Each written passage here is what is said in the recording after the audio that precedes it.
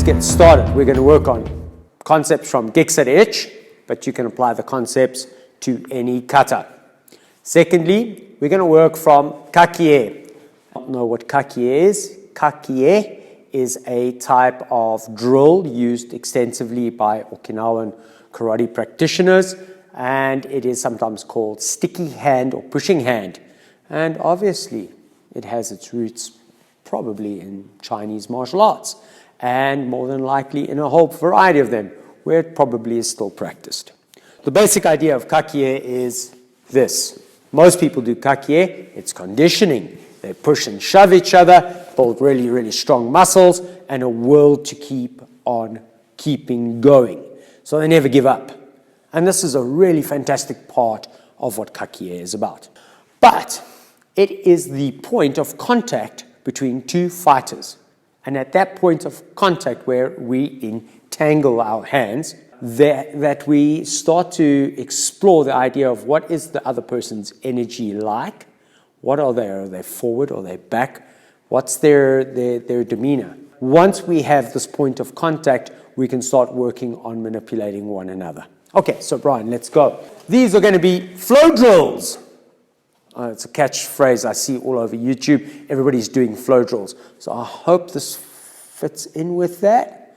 And if it doesn't, I'm a newbie. I'm trying to get my head around it.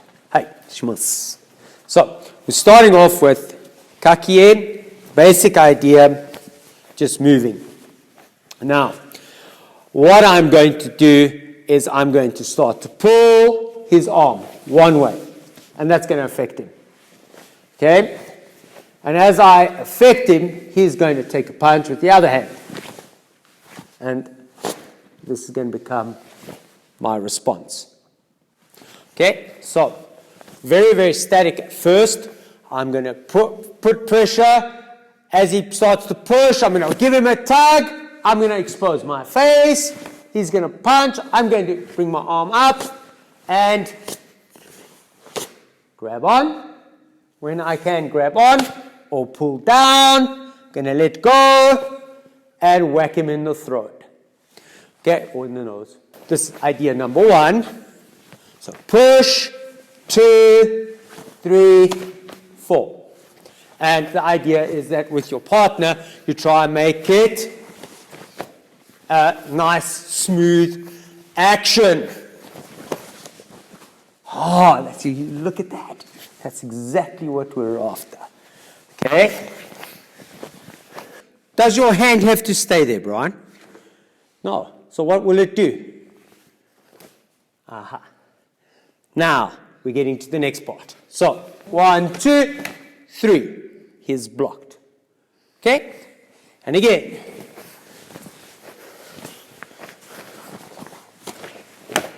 Okay. And now we move on. Too late, Brian. You're dead. This is our first idea. We're trying to take the first sequence and apply it in Kakie. And in doing this, what we're starting to do through the continuous training, we're trying to teach our body how to move.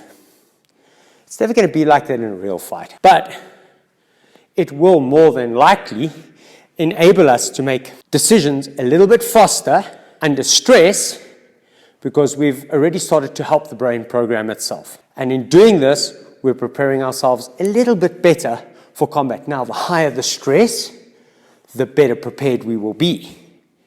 So obviously, the higher the intensity you can get to, the better it will be. Now, if you've got a couple of people and if you're able to do group training and things like that, well, then you can have a person on the side holding a pad.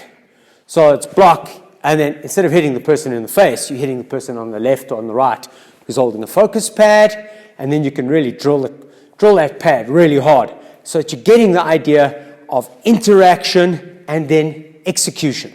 And that is critical to developing very, very good fighting habits in some ways. You can develop a few bad habits, but all bad habits can be broken. And if you're a really good fighter, you'll be able to protect yourself against your bad habits and hide them If you're a great fighter, you'll ignore your bad habits to a certain degree, make them public domain, and give them to everybody, knowing very well that people will attack you on that and use it to your own advantage anyway.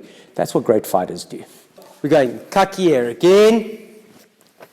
Okay, so I'm going to absorb, and this time Brian is going to punch. So as he punches, I'm going to block, pull, and kick for his groin. We're in this position. I maybe push. He'll try to push my hand down and punch over. And I'm just moving. Block, kick. That's it. This is our starting point. So.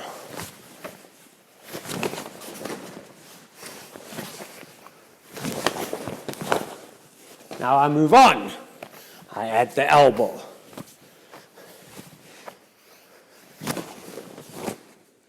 Now, Brian, can you block with your spare hand?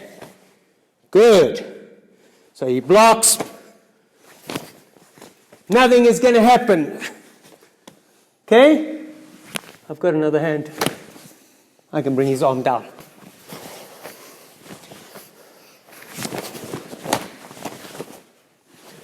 And we just work it, and work it, and work it until it gets better.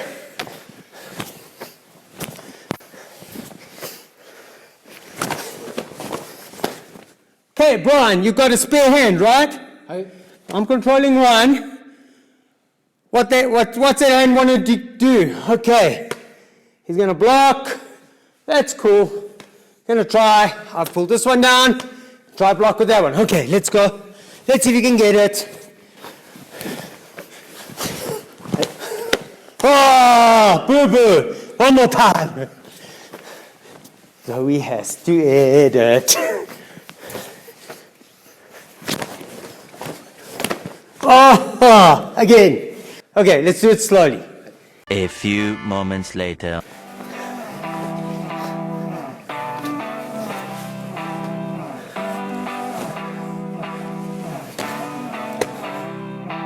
Okay?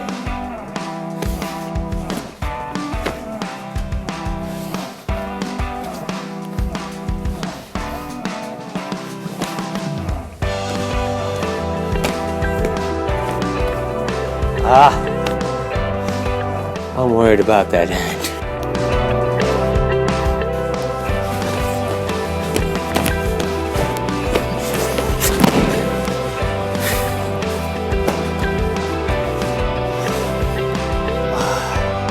Yeah.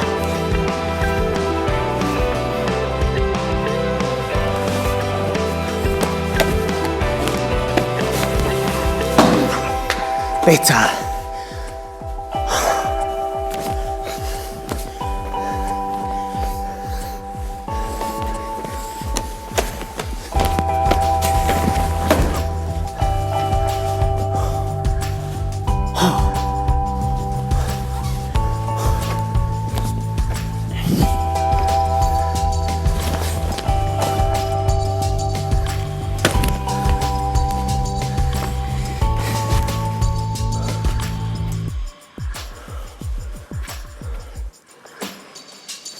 Ha ha!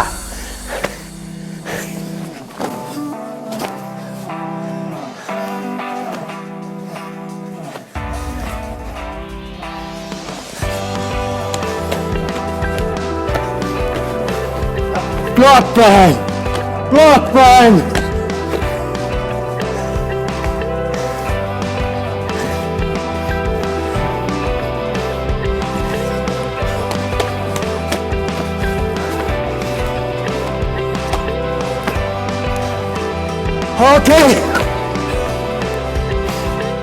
Okay, so the whole idea is to work from Kakie and to build good, solid ideas from your kata.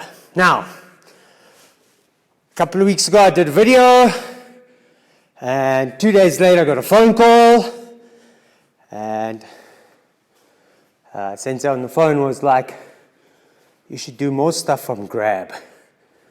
Like, definitely. We'll get there, because it's just another whole dimension. So the way I'd like people to look at the exploration of karate, it is not a two-dimensional thing. This is like a jewel, a diamond, emerald, or a ruby. It has many facets. Each facet could be because of a different way of viewing what's going on, a different underlying philosophy. Maybe you understand the idea of paradigms, and your approach is one particular paradigm for one facet and a different paradigm for the next. The lesson should evolve over time, and if you're a good teacher, there should be a new facet or a new little piece of knowledge, a new gem that is in each lesson. And hopefully as that gets better, things improve. Tonight was basically kind of playing with flow drills, and to just give you an idea, we covered most of the kicks at edge, not all of it. We didn't cover the ending. Okay, and I probably figured we could probably link the two if we wanted to, but it's going to take a lot more practice. That's what we have to do to stay ahead, which means Brian has to practice a lot of this tomorrow. Hi, that is it from the Goju Karate Center. I hope you have a wonderful weekend. Please stay safe. Arigato gozaimasu. Thank you very much. Please do not forget to like, subscribe, leave a comment, and hopefully we'll get round to, somebody wanted some bunkai on tensho, somebody wanted me to do seisan and superumpe, some people were like explore a little bit more of supplementary kata like nai funchi, nai hanchi, as well as fyukyu and maybe heian katas. Thank you very much everybody for your comments.